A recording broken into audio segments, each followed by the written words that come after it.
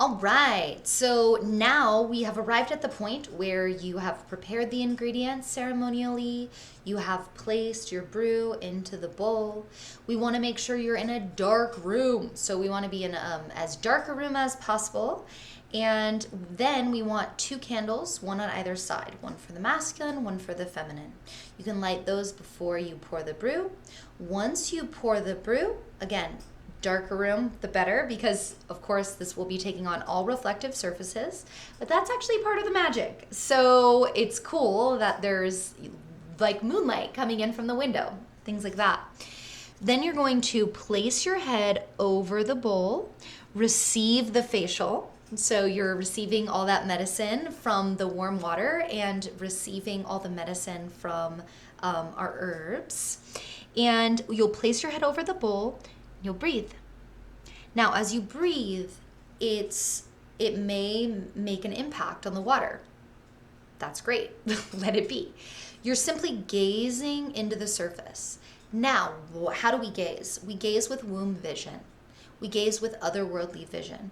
We gaze as if we're gazing from the womb. So it is a big bird's eye view. It is the drunken view of the yogini. It is not the eagle eye vision. You are not looking for anything specific. You are not trying to accomplish something or get something done. You are opening to the surface beyond the surface of the water. So this is very much the cultivation of a dream-like state. So in preparation for this, we want also to make sure that you prepare like a delicious beverage for yourself, a delicious tea with mugwort, sage, reishi is great, or any kind of relaxing herbs. So any of those dreaming herbs, chamomile, lavender, lemon balm, anything that really gets you into that otherworldly space. You're gonna be drinking that before you start your scrying. And once you do, you're simply going to gaze. That's your work. Gaze. Because it doesn't matter what it doesn't matter what you see. You may see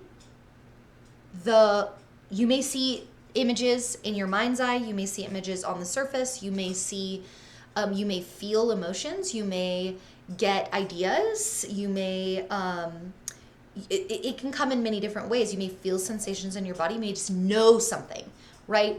All of our clairvoyance comes in different ways. So this is about getting more familiar with knowing what your magic is. And so as you gaze, you're not trying to see anything. It's not better if you see a full image versus not. You're getting a transmission, and this transmission is going to work not just through the actual ritual moment itself, but it will be working over the coming weeks, really. So like you are receiving information through the water that carries memory, and that you're going to want to write that down immediately. So you're going to know when you're done. Okay? So you're just going to gaze as long as you can, really, and until you feel complete. This could be 5 minutes, it could be 30 minutes. It's really, you're just gonna know. So give yourself that moment where you're like, if you're like, sometimes you're just like, oh my God, I got my vision. Holy shit, I'm writing it down, And sometimes it's like, okay, my neck's starting to hurt. Like, give yourself like a little bit beyond that, give yourself like a little 30 seconds beyond that, or a minute or whatever feels right. And then, let it go. Let it be what it is. Trust your intuition.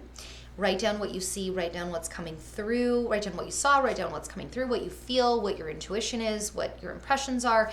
It's just like dream work. It's just like dreaming. So do it immediately. Write it down. Once you start writing it down in present tense. Write down. Often more will come once you're writing. So just try to keep pen to paper and just be like digging deep and like asking your womb, like, what did you see? Like really hand on womb as you're writing, just like what's coming from my womb. Just write it down. And then enter into the dream time. So give yourself get it as close to bed as possible. Drop in, drop down, Dreams will continue this work. So make sure you have your dream journal close at hand. Make sure you're flipping right over and writing it out, and let that be a continuation, because the ancestors will continue to speak not only through dreams, but also through your life experiences and synchronicities. So just allow the scrying to be occurring over the coming, particularly the coming like day or two, and even over the coming weeks. So blessed be. Happy Samhain.